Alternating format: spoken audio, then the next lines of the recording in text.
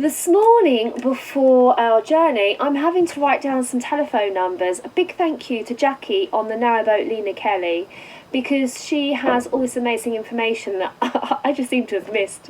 But it's all the telephone numbers of the lock keepers and the bridges. I think the people who operate the bridges further down.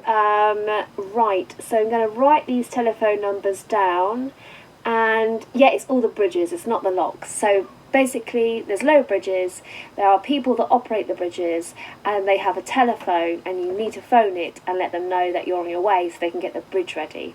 So thank you, Jackie. Also, I want to say hello to Linda and Chester, and I didn't get your husband's name. It was lovely meeting you the other day. Mike and Sue, and on their narrowboat, and David, who I met coming down the Malverns. Just lovely meeting people. Anyway, I'm going to write these telephone numbers down. You can see the bridge ahead is open because they're letting a boat through. So we decide we are going to unmoor and we start heading towards the Gloucester and Sharpness Canal.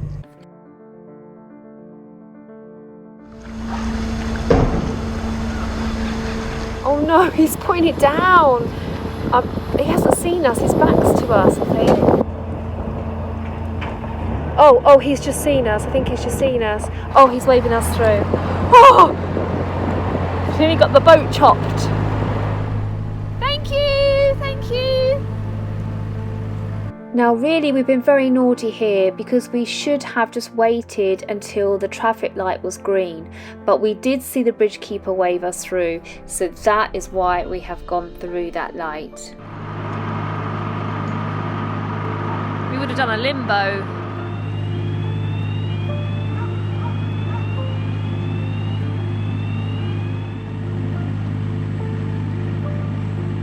Right away we pass Sula, and this boat used to be called Spurn, and for 26 years from 1959 her job was to protect mariners on the Humber estuary, acting as a light vessel.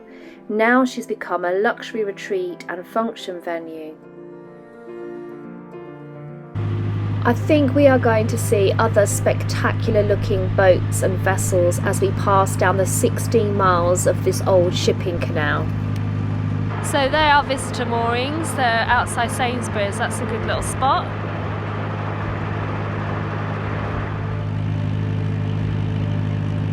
Whoa, we might have some low flying gulls, and that's because they have chicks on the flat roof further down here.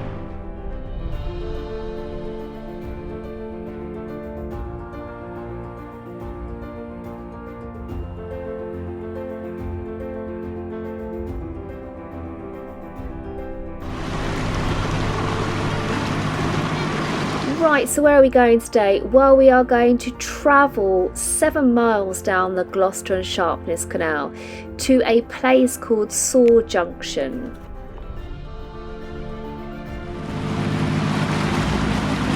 I think this might be the dredger.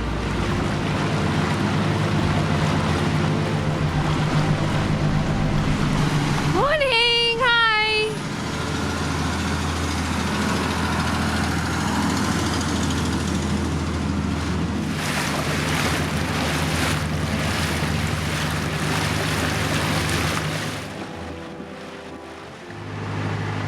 It's a windy one today. Just phoned ahead and the bridge keeper is getting the bridge ready, so hopefully we'll be able to get through nice and easy. They are low bridges, aren't they? They are. Along the 16.5 miles of this canal there are 18 bridges, and some of them are hand operated like this bridge keeper is doing here, and some of them are automated. What a star! Thank you! Thanks very much. Can't believe you do all that by hand. Brilliant. Thanks for the call. Thank you very much. Thank you. Bye. Take care. I'm noticing loads and loads of mooring along here on the right hand side, running all the way down. When I spoke to Mike and Sue, they said about mooring down here is excellent. There's just so many places that you can put your boats. Just brilliant.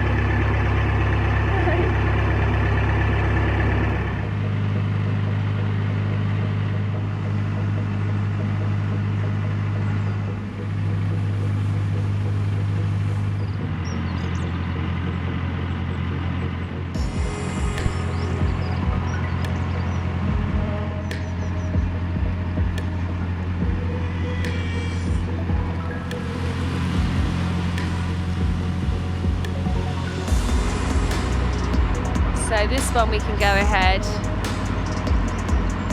It's got 3 meters of headroom, that one. It's pretty poppies growing alongside that bridge. So the towpath being modelled there by that cyclist just shows it's a really good walking, cycling, rambling, whatever-ing you want to do on it. It's a great towpath to do it on.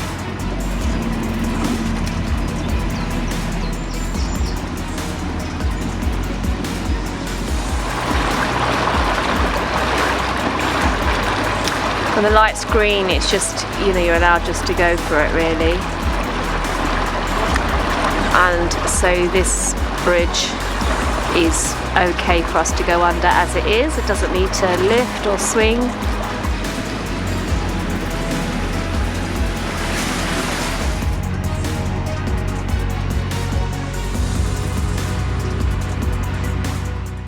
Half of Bristol's drinking water comes from this canal. Last year they hit a problem because of the severe drought. So machinery pumped water in from the River Severn back into this canal to keep water levels up. However, it brought with it a large amount of silt, which has caused problems going forward. And this is why we see a lot of dredgers going up and down here.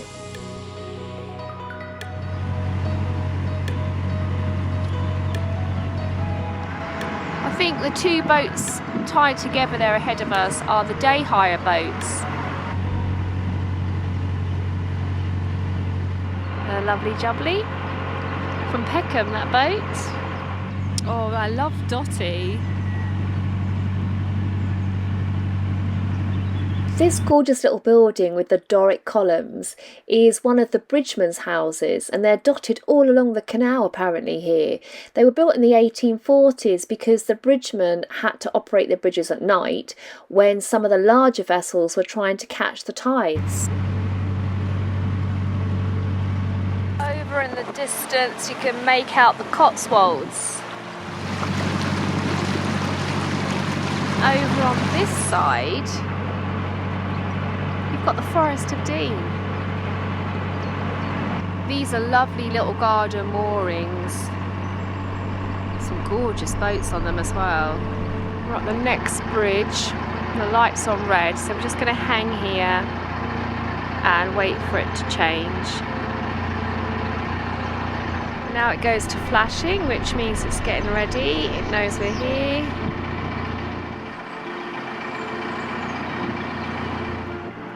It's opening, but the light's still flashing. I think we can go, but we're just hanging and waiting. There we go. It's gone green. It's headroom. Thank you very much. Thank you.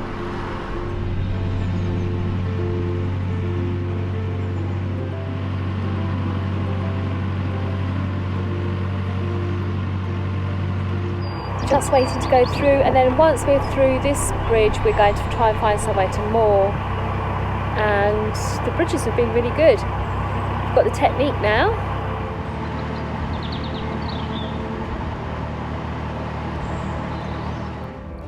But as soon as the bridge keeper's gone to all the effort to open and close the bridge for us and behind us, we realise that all the mooring spots this side of the bridge are only for 48 hours. I just had to phone Chris up at that bridge because these moorings are only 2 days and we need it for longer than that. So we are having to go back through the bridge. We don't want to go much further, we'd like to stay here.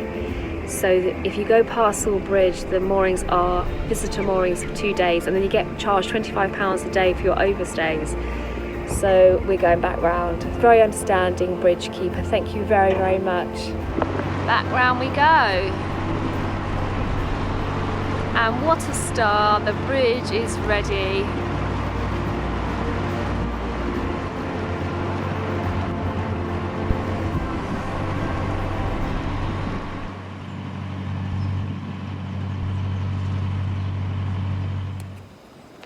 So I've got some parsley. The parsley does so well on the roof. Parsley, mint. Oh, this mint smells amazing. That's what I'm going to put in a salad. I've got thyme up here as well. and oregano.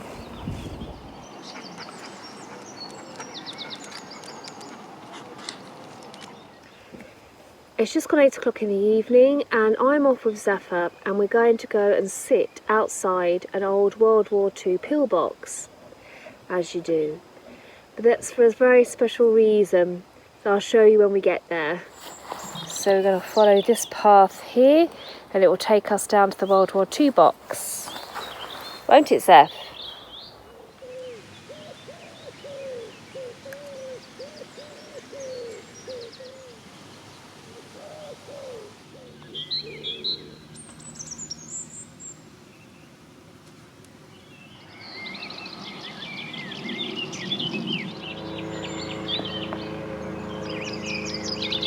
This is it. This is the World War II pillbox, which has now become the Saul Junction Bat Bunker.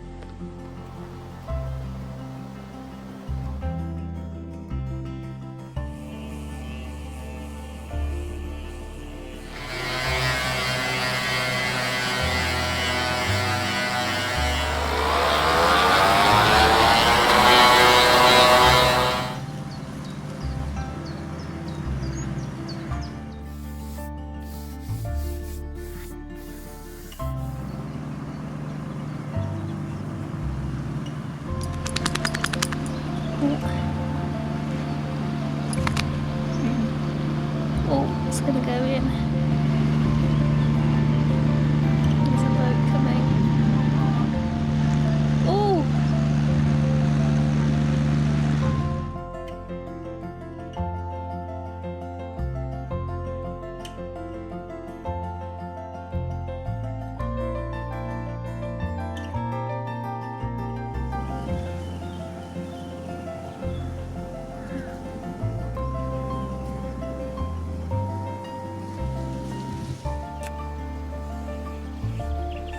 Get there. I've got a guinea fowl on our walk this morning.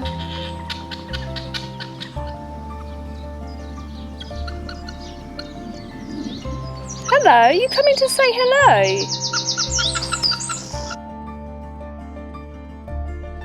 It's gorgeous along here. We're on the old Stroudwater section of the Stroudwater Canal and it leads to a village called Framalode. It's just stunning. Just look at this gorgeous building. It used to be a Victorian pub called the Daryl Arms, and that was named after a prominent family that also built the church in the village. This is such an unusual building.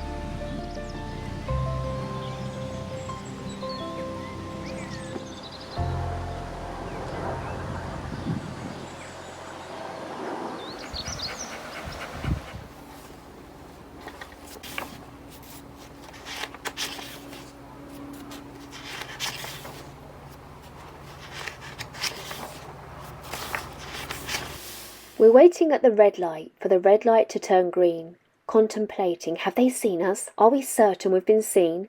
Should we hoot the horn and flower our arms to wave hello? or shall we take a leaf from Snail's book on how to keep things slow? Well, our home is not a cone, but it sort of is a shell.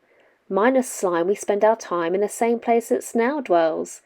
We do not eat the algae, but we munch upon our greens, and our pace is never pacey, so we're just like Snail, it seems. For a while we will hang here, like our gastropod in brown, but unlike it, when we steer, it will not be upside down.